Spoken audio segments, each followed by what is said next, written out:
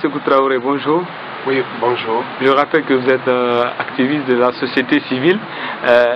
On apprend à travers les médias que le gouvernement aurait d'ailleurs déposé un projet de loi concernant la CENI, alors qu'on sait qu'il y a un projet de loi qui était déjà prêt dans ce sens. Qu'est-ce que tout cela vous inspire? Ben, ça ne fait que me faire rire.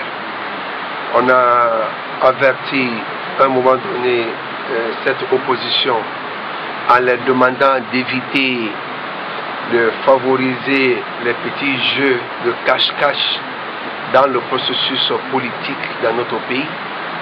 Mais je ne sais pas quel enseignement qu'ils avaient ou quelles sont les informations qu'ils possédaient et se sont prêtés à ces petits jeux.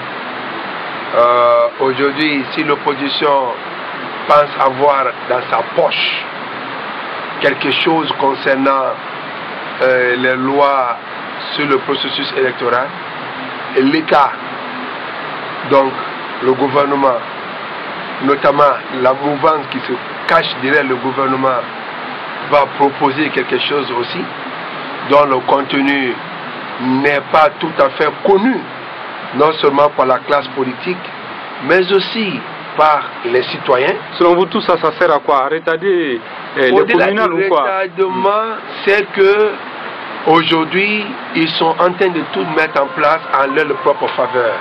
C'est ça la vérité. Nous ne serons plus surpris.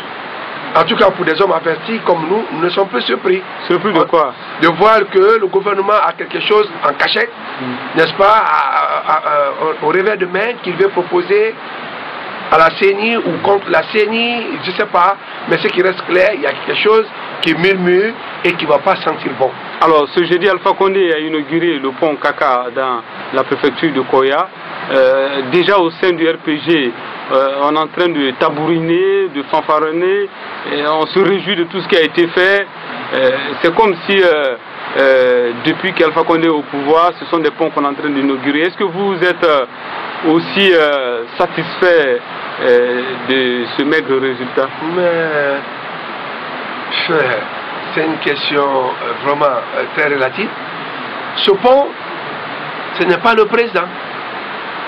C'est une continuité, c'est un projet réalisé. Et c'est un don du Japon. Mais tant mieux, on sait que les dons sont appréciables. Sans pourtant oublier qu'il faut reconnaître que le président Alpha Condé quand même a eu bon an mal an à se débrouiller avec le budget national du développement. Mais par rapport à ce pont, ce n'est pas grand chose. Ce n'est qu'une infime partie de ce que attend le peuple de lui. Mais il faut comprendre, ceux qui tapent aujourd'hui des tam-tams ou des tambours autour de cela, c'est leur droit.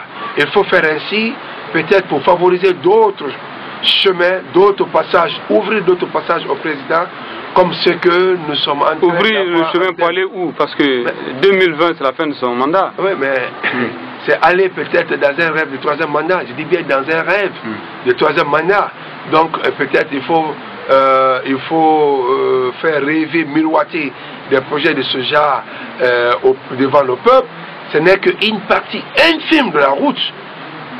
Vous avez une grande partie des routes aujourd'hui qui sont endommagées, qui ne se retrouvent pas. Mais bon, néanmoins, nous attendons à pied ferme. Ils doivent comprendre que c'est qu'ils sont en train de manigancer une question de troisième mandat, lui faisant croire que tout est possible, etc. On attend.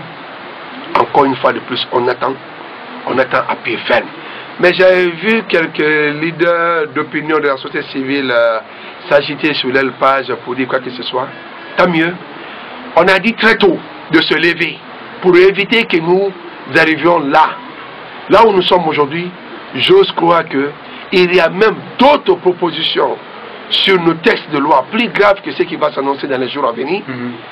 Ça ne nous surprendra plus parce que normalement, on devait se lever très tôt, sachant avec qui on avait affaire. Quand Ousmane Gawal dit à l'hémicycle que Alpha Condé est une catastrophe pour la Guinée, est-ce que vous partagez son point de vue? Ousmane Gawal n'a qu'à se taire. Tantôt ils sont bons, Tantôt Alpha Condé est bon, tantôt Alpha Condé est un espoir. Gawal n'a jamais dit que... Mais ils ont cautionné. Il faut se dire cette vérité. Ils ont cautionné. Nairobi, c'est ce qu'ils ont fait. On les a dit ici. On les a vu lorsque son leader a dit que il faut croire en Alpha Condé. Il faut croire en quoi? C'est comme ça il a dit en 2010 ici. Je ne me rappelle pas exactement du terme, mais ce qui reste clair, ils ont soutenu à un moment donné. Ce n'est pas aujourd'hui que soit Ngaba nous dit qu'Alpha Condé était catastrophe ou quoi, mais là où il était, il tissait un partenariat, ou il pactait un partenariat avec le professeur Alpha Condé. Il était où? Il était où? Qu'il se taise. Je crois que aujourd'hui, le sujet est autre. Le sujet est autre. La situation devient de plus en plus pire. Ce que je demande à la jeunesse, qu'on cesse de se tromper, qu'on cesse de se faire rouler dans la farine, qu'on s'engage résolument à barrer la route à cette affaire de troisième mandat. Parce que cette classe politique a plus ou moins cautionné. A plus ou moins cautionné. C'est devant cette situation aujourd'hui nous sommes posés. Pourquoi? Le professeur Alpha Condé, vous savez, ce qu'il sait en politique, il est très malin. Il est en train aujourd'hui d'inaugurer certains projets. 2018 va s'annoncer, ça c'est le pire. On a inauguré des hôtels ici qui n'étaient même pas à 40%, à 40% d'achèvement. Il a inauguré, tant pis pour les Guinéens là. Alors si on veut, je demande à la jeunesse d'être plus vigilant. Ce n'est pas à s'agiter sur Facebook qui fera qui trouvera là où on trouvera, nous permettra d'avoir le salut du peuple. Ce n'est pas ça. En tout cas, mettons-nous au travail, préparons-nous comme ils sont en train de se préparer. On se rencontrera entre le carrefour de 2018, 2019 et 2020. Ce n'est pas 2020. Le carrefour, c'est 2018, 2019. Merci. Ahmed Sékou Traoré, merci d'avoir répondu à nos questions. Très bientôt.